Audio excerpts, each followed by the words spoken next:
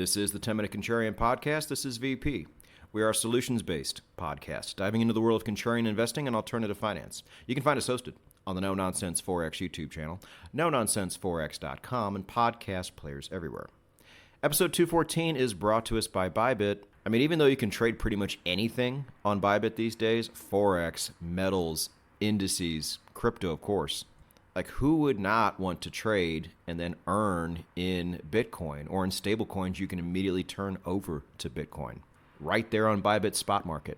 You know, use your regular job to earn fiat and then trade to earn things like Bitcoin, which will protect you and insulate you and possibly make you rich in the years ahead.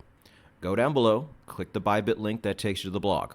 After reading the blog, if you think Bybit is for you, click my affiliate link at the very bottom. Get yourself deposited, get yourself trading. There is no reason not to, because with Bybit membership has its rewards. It is the 10-Minute Contrarian Podcast, Sunday edition. Thank you for being patient, as always. It seems like I travel all the time. I really don't. But when I do, it's typically on a Saturday for some reason. I don't know why. And a lot of you were probably expecting part 2 of the series we're doing on AI.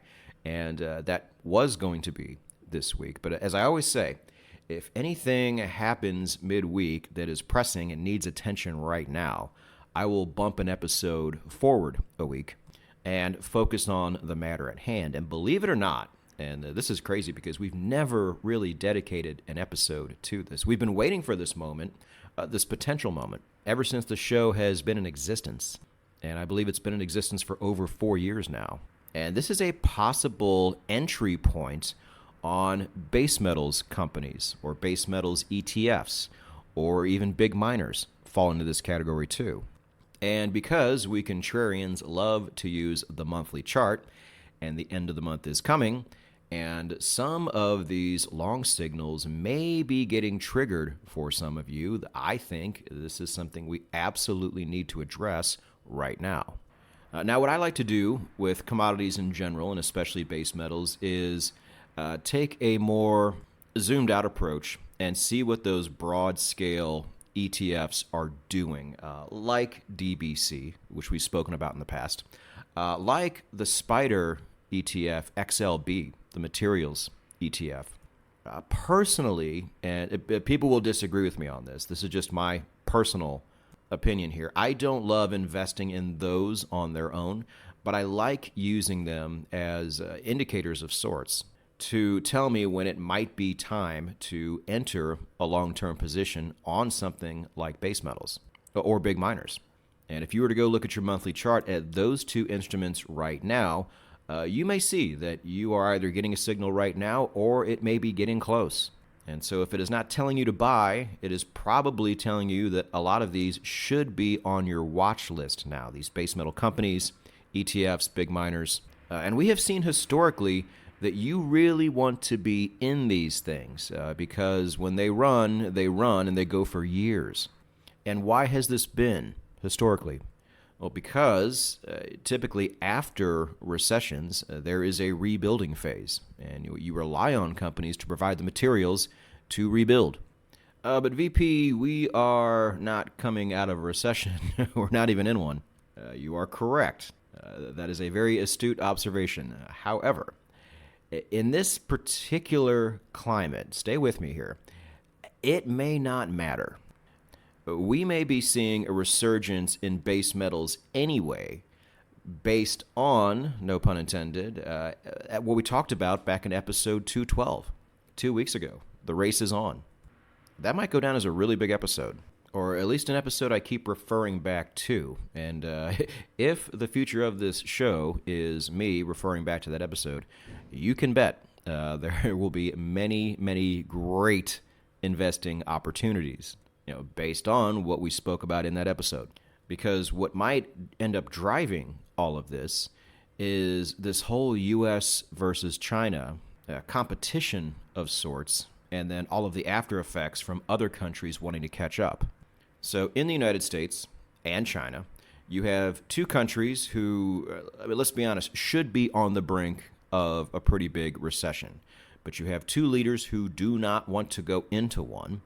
You also have two leaders there who do not want to go to war, and two leaders who are hyper-competitive. especially with each other. And what we know from that episode and what we've seen, and really, especially with the Trump administration, if they say they're going to do it, they've pretty much done it as far as the investment side goes. I know there are other things they said they were going to do and have not done, at least haven't done yet. But things like that do not concern us here in Contrarian Land. We're here to make money. And we have seen that both countries are looking to secure power for the next 20, 30 years.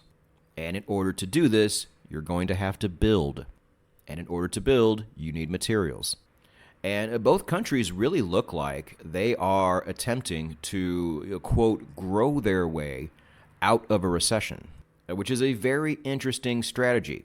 It will be interesting to see how well it works. But what is also interesting about this strategy on both sides is that even if a recession occurs, because of this incredible competition and this race to become not only secure, but dominant in certain fields like power, like energy, like AI, the United States and China might just keep right on building despite what the economy is actually doing. I mean, if it really is this vital to our future to become the number one player in energy and technology, I mean, you're not going to let a downturn in the economy stop you. Even though you probably should, it may not matter. And whether or not that even happens, or if it doesn't happen, if they successfully grow their way out of a recession, at least in the next few years, they are going to have to build a lot to do it. And base metals companies will absolutely benefit from this. So the old strategy of just simply wait for us to come out of a recession may not apply here. Now, what ended up triggering this episode was a recent spike in iron ore. Now, iron ore has done nothing but go down in price for the last few years. I mean, even when other base metals do well, like you can throw copper into that category. Copper is doing amazing. If you look at steel, steel has quietly been doing very well for a while now, but iron ore just hasn't up until recently. And this news, again, is based on news out of China. Not only are they still building a lot of infrastructure, one of those giant infrastructure plays is the world's largest hydroelectric dam in Tibet. And this piece of news alone has played a large part in the recent spike in iron ore. Now, will it be sustainable? That's the big question, really.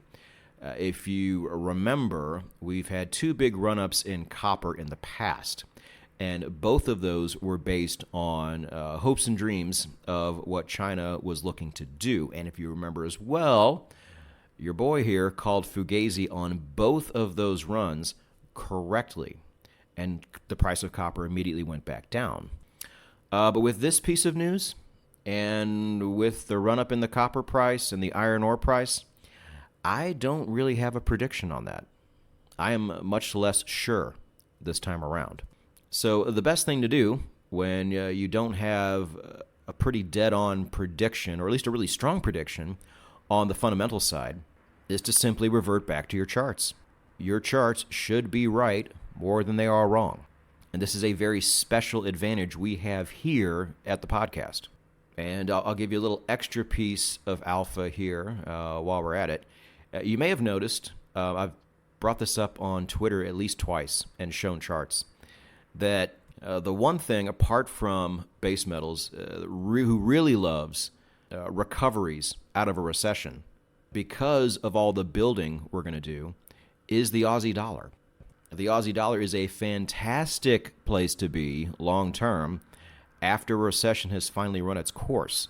So what I would also like you to do this week is go to your charts and pull up the monthly chart of the Aussie USD. Tell me what you see. Might you be getting a signal? Might have you already gotten a signal? Or might a long signal be just around the corner? I'm telling you, contrarians, things might be lining up here. And if you're getting a long signal anywhere here, you could do a lot worse than pulling the trigger this month. Because here's the thing. One, this should be one position in a field of many for you. But also, a lot of these, big miners especially, have gotten beaten down for years. So you're still buying quite low. And so if for some reason you do take a loss, it's probably not going to be a very big loss. And that's fine. That's what we like here.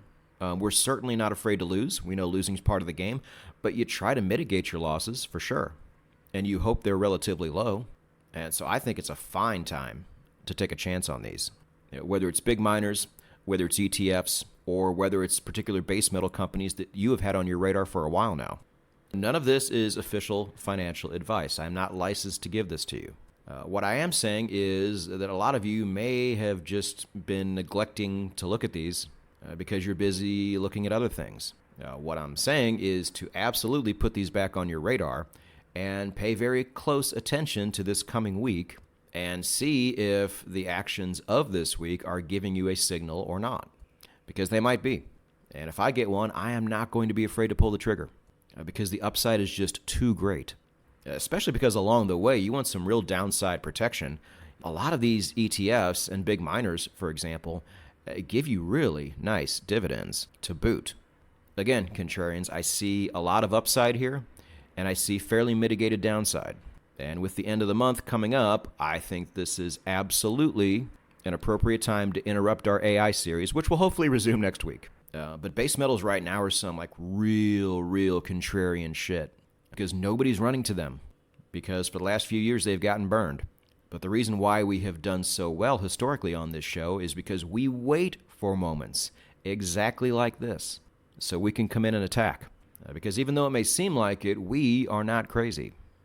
We're just early.